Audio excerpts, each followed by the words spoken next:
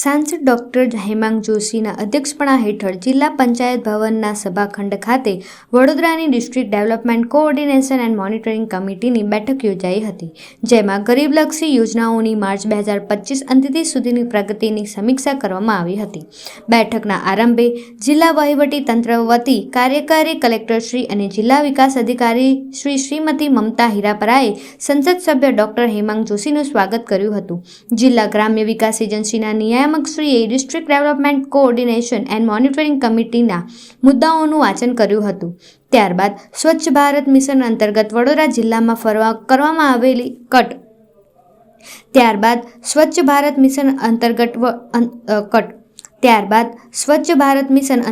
વડોદરા જિલ્લામાં કરવામાં આવેલી કામગીરી, પ્રધાનમંત્રી આવાસ યોજના, મનરેગા, PM કિસાન સન્માન નિધિ, જિલ્લા જીવન મિશન, PM પોષણ યોજના, આયુષ્માન ભારત યોજના, ગ્રામીણ વિકાસ કૌશલ્ય યોજના અંગેની કામગીરીનું પ્રેઝન્ટેશન જિલ્લા ગ્રામ્ય વિકાસ એજન્સીના નિયામક શ્રી દ્વારા કરવામાં આવ્યું હતું.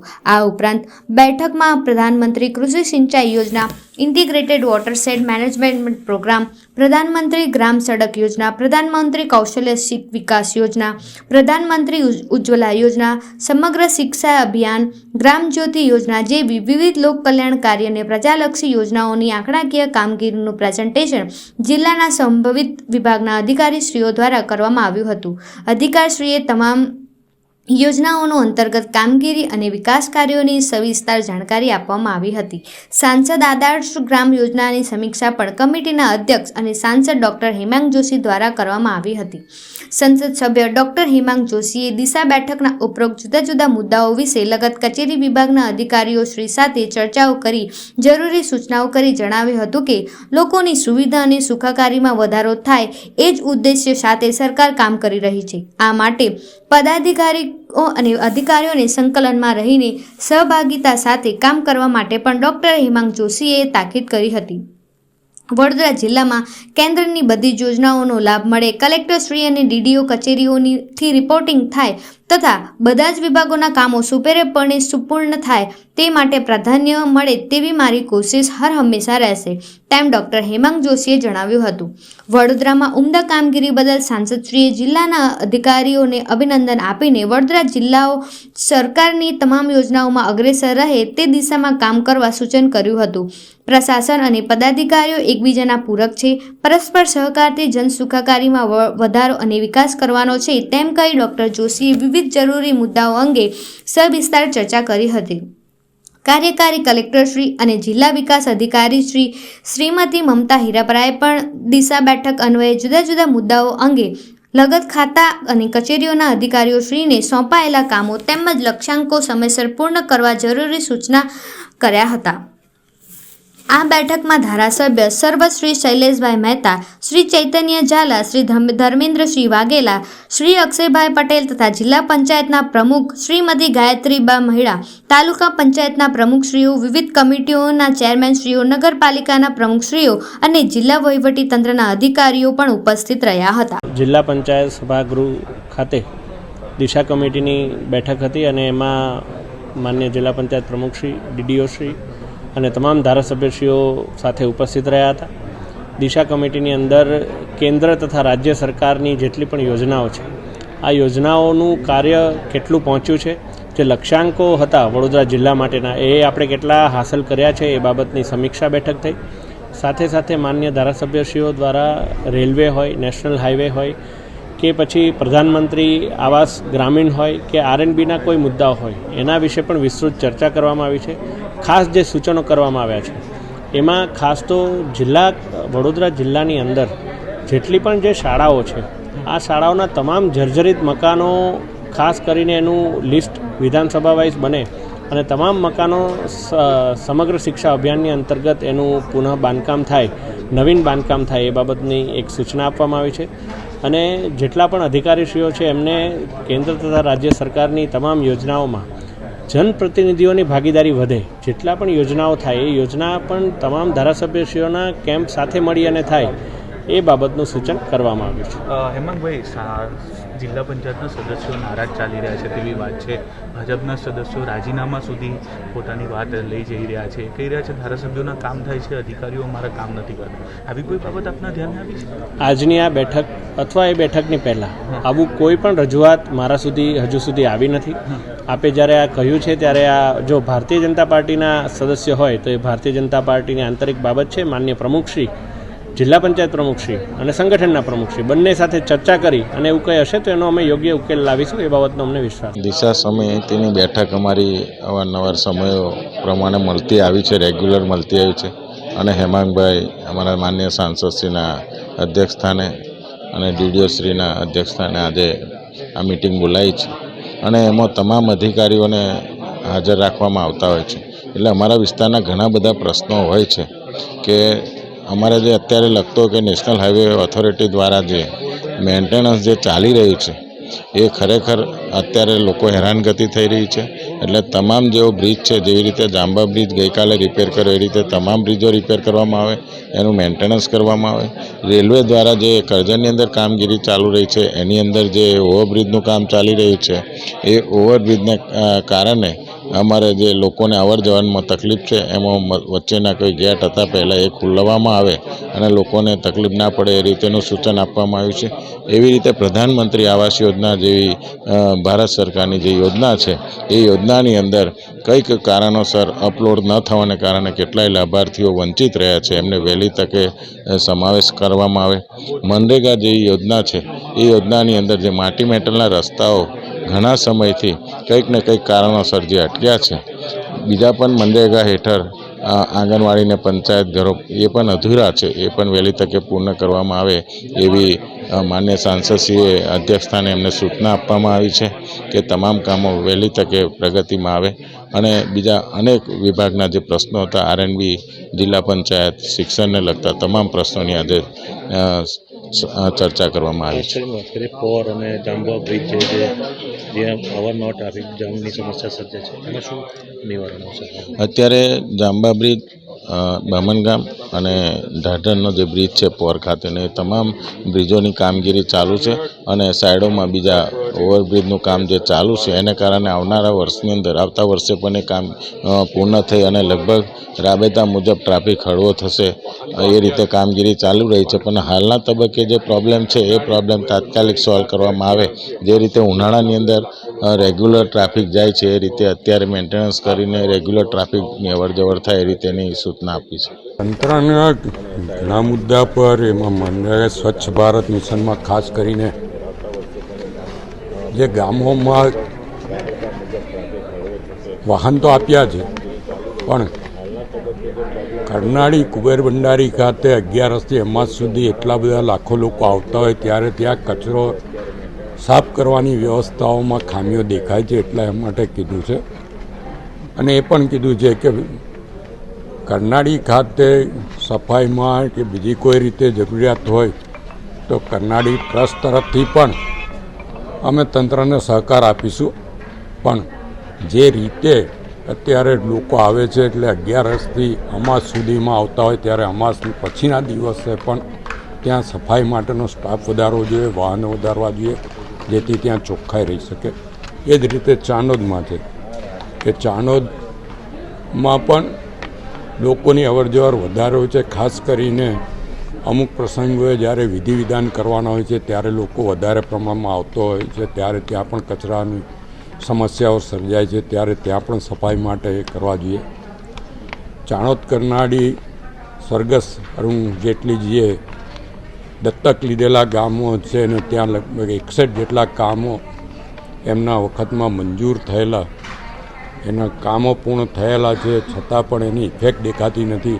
એ બાબતની પણ મેં રજૂઆત કરી છે કે જ્યારે આટલા મોટા નેતાએ ગામ દત્તક લીધાએ, આટલા કરોડો રૂપિયા એમણે ફાળવ્યા હોય ફાઇનાન્સ મિનિસ્ટર તરીકે અહીંયા આગળ, તો એ કામ દેખાતા કેમ નથી? તો એ ક્યાં શું ખામી છે એ પણ કીધું છે. ખાસ કરીને સિંચાઈ વિભાગના જે બેદરકારી છે, વઢવાણાની સિંચાઈની કેનલો જે તૂટી ગઈ છે એનો 1.5 વર્ષ સુધી સર્વે ચાલે. કોઈપણ વસ્તુનો સર્વે તાત્કાલિક થવો જોઈએ, એને બદલે 1.5 વર્ષ સુધી સર્વે ચાલે અને હજુ કામગીરી થતી નથી. 50 કરોડ જેટલી માતબર રકમ સરકારે એ કેનાલોના રિપેરિંગ માટે, નવી બનાવવા માટે આપ્યા છે અને કેનાલોની આજુબાજુના રસ્તા માટે પણ 50 કરોડ સરકારે ફાળવ્યા છે. છતાં પણ અધિકારીઓ અને તંત્રના કામે એ કામો આગળ વધતા નથી. નેશનલ હાઈવે ઓથોરિટી, જે નેશનલ હાઈવેના રસ્તાઓ છે એના ઉપર તમારે કોઈક પરમિશનો લેવી હોય ત્યારે ખૂબ તકલીફો પડે છે. મને પોતાને જે તકલીફ પડી એના કારણે મેં રજૂઆત કરી છે કે ભાઈ એક ઓફિસ રાજપીપળામાં છે, એક ઓફિસ નેશનલ હાઈવેની અમદાવાદમાં છે. દુમાળથી સુરત સુધીનો પટ્ટો જે લાગે, ભરૂચ સુધીનો, એ રાજપીપળામાં જાય છે અને દુમાળથી ઉપરનો જે છે એ અમદાવાદમાં.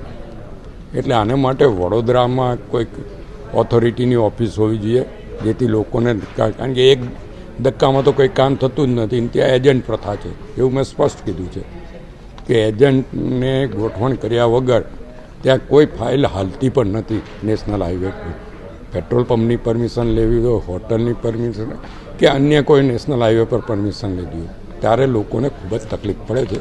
એની રજૂઆત આજે કરી છે અને અમારા સાંસદશ્રીએ કીધું છે કે એ પણ રજૂઆત કરશે કે વડોદરામાં એના માટેની ઓફિસ હોય. જિલ્લા પંચાયતના ભાજપના સદસ્યો નારાજ ચાલી રહ્યા છે, એવું કહી રહ્યા છે કે અમે રાજીનામું આપી દઈશું, ધારાસભ્યોના કામ થાય છે, અમારા કામ નથી થતા, અધિકારીઓ કામ નથી કરતા. કોઈ અમારા ધ્યાન પર આવ્યું નથી. મારા જે જિલ્લા પંચાયતના સભ્યો છે એમાંથી એક પણ જણે આજ સુધી મારી પાસે રજૂઆત નથી કરી કે અહીંયા આગળ પણ એવી કોઈ રજૂઆત નથી કરી. કારણ કે ડભોઈ વિધાનસભામાં 6 જેટલા જિલ્લા પંચાયતના સભ્યો છે, એમાંથી હજુ સુધી કોઈ એવી કોઈ રજૂઆત કરી નથી કે રાજીનામાની ઓફર પણ નથી ગઈ. કારણ કે મોટે ભાગના એક જિલ્લા પંચાયતના ઉપપ્રમુખ છે અને 4 જેટલા વિવિધ કમિટીઓના ચેરમેન છે. એટલે ડભોઈ વિધાનસભાને આ પ્રશ્ન નડતો નથી એવું મારું અંગત રીતે માનવું છે. રેલવેના કેટલાક પ્રશ્નો છે એના બાબત રજૂઆત કરી છે. ખાસ કરીને કુંડેલા પાસે જે બાયપાસ એ ડાયવર્ઝન આપ્યું છે, ત્યાં યુનિવર્સિટી આવેલી છે, લોકોની અવરજવર છે. ત્યાં આગળ ધારાસભ્ય, આરએનબી અને રેલવે સંયુક્ત રીતે વિઝિટ કરીને નિર્ણય લેવાનો, હજુ સુધી એ વિઝિટ માટે રેલવે તરફથી કોઈ કાર્યવાહી કરવામાં નથી આવી. એટલે એની પણ રજૂઆત કરી છે. અને તાજેતરમાં જ, એટલે કે 22 જુલાઈ કલેક્ટરની સંકલન હતી ત્યારે મેનપુરા ખાતે પોલીપ્લાસ કંપનીમાં જે બ્લાસ્ટ થયો હતો તેને કારણે એમના કારીગરોને નુકસાન થયું હતું. આ અંગે મેં લેખિતમાં પોલ્યુશન કંટ્રોલ બોર્ડને કર્યું છે, ઇન્ડસ્ટ્રીયલ સેફ્ટી ડિપાર્ટમેન્ટને જાણ કરી છે, કલેક્ટરને પણ લેખિતમાં આપ્યું છે. એટલે ત્યાંથી કોઈ જાણકારી કરી નથી. ક્લોઝરની નોટિસ આપી છે. અહીંયા પ્રાંત અધિકારીએ કીધું છે કે કંપનીને સીલ મારવામાં આવ્યું છે. હવે અમે તપાસ કરીશું કે કંપની ચાલે છે કે નહીં. કારણ કે લોકોના જાનમાલને નુકસાન થાય, ભલે એમના કર્મચારી હોય, પણ જ્યારે બનાવ બને છે અને લોકો મૃત્યુ પામે છે ત્યારે સરકારને સાંભળવાનું થાય છે. એટલા માટે એમના ઉપર રજૂઆત કરી છે અને એ રજૂઆતના પરિણામે એને ક્લોઝર નોટિસ આપવામાં આવી હતી એવી મને જાણકારી હતી. પોલ્યુશન કંટ્રોલ બોર્ડ કે ઇન્ડસ્ટ્રીયલ સેફ્ટીએ શું પગલાં લીધા છે એની જાણકારી મેં માંગી.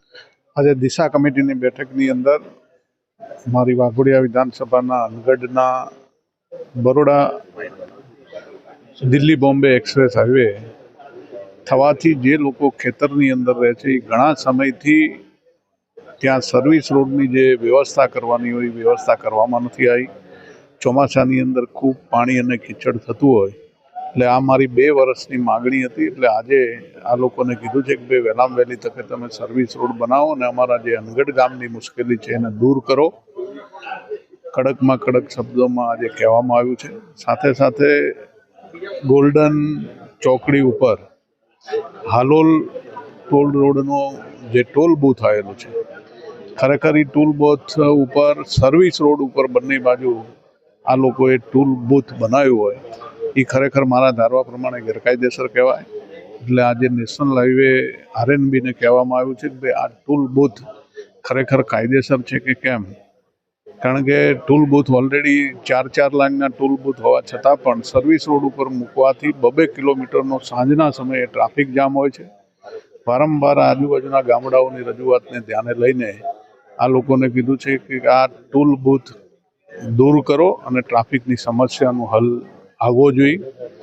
બીજું, અમારા હનગઢ ગામની અંદર જે સ્કૂલ છે એની અંદર જર્જરિતના કારણે પાણી ટપકતું હોય અને બાળકોને સ્કૂલની અંદર બેસવાની ખૂબ મોટી મુશ્કેલી હોય, એટલે એનું જલ્દીથી જલ્દી સમારકામ થવું જોઈએ. દુમાડ ખાતે અંડરપાસ, જે ઘણા વર્ષોથી દુમાડ છાણીની વચ્ચે અંડરપાસની માગણી છે, એ માગણી આજે રજૂ કરવામાં આવી હતી.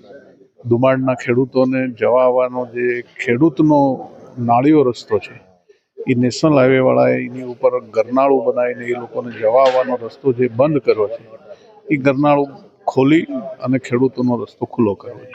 માન્ય સંસદ સભ્યશ્રીની અધ્યક્ષતામાં દિશા કમિટીની મિટિંગ યોજવામાં આવી હતી, જેમાં જે કેન્દ્ર સરકારની વિવિધ સ્કીમો છે, પ્રધાનમંત્રી આવાસ યોજના, સ્વચ્છ ભારત મિશન જેવી વગેરે યોજનાઓનો રિવ્યૂ કરવામાં આવ્યો હતો અને માર્ચ 2025 અંતર્ગત એમાં જે પ્રગતિ થયેલી હતી એની સમીક્ષા કરવામાં આવી હતી. તદુપરાંત વિવિધ માન્ય ધારાસભ્યશ્રીઓ દ્વારા એમના વિસ્તારને લગતા રેલવેને લગત તેમજ નેશનલ હાઈવે ઓથોરિટીને લગત પ્રશ્નો બાબતે રજૂઆત કરવામાં આવી હતી અને જરૂરી સૂચન કરવામાં આવ્યા હતા.